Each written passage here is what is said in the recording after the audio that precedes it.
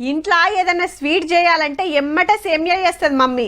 పాలు మరగబెట్టి ఇంత చక్కెర వేసి సేమియా వేస్తే చాలు జప్పున అయిపోతుంది. బాదం కిస్మిస్ జీడిపప్పు కూడా వేస్తుంటారు ఇంకింత టేస్ట్గా ఉండాలని. ఏడాదంతా పండుగలకు పబ్బాలకు ఇండ్లలో వేస్తూనే ఉంటారు.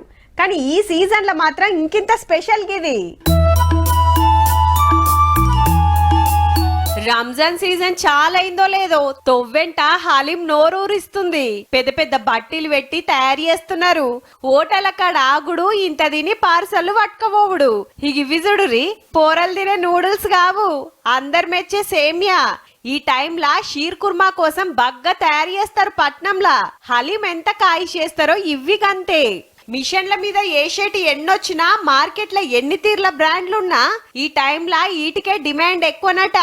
చాదర్గట్ ఏరియాల శాన కుటుంబాలకు ఇదే పని. మొత్తం మైదా పిండితోటే తయారీ. ఉప్పు నీళ్ళ నానబెట్టి వేస్తున్నారు. ఇట్లా ఉప్పు ఉంటుంది, దాంట్లో ఉప్పు ఉండదు అనుకో. మా డిమాండ్ జర ఎక్కువ ఉంటుంది అనుకో, ఈ మార్కెట్లో దొరకది.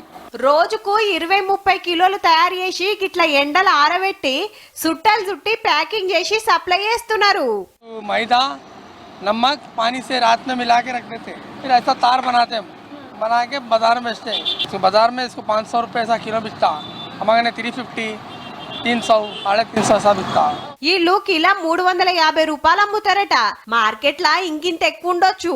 పండగకు షీర్ కుర్మా వేసి నలుగురికి వంచుతుంటారు. ఇక చార్మినార్ కాడ నైట్ షాపింగ్ జోరుంటది. పర్సు నిండా పైసలు తీసుకుపోతే అది ఉంది ఇది లేదనకుండా అన్ని తీర్ల కొనుక్కరావచ్చు. దా ముచ్చట మళ్ళోపారి చెప్పుకుందాం తియ్యుర్రి.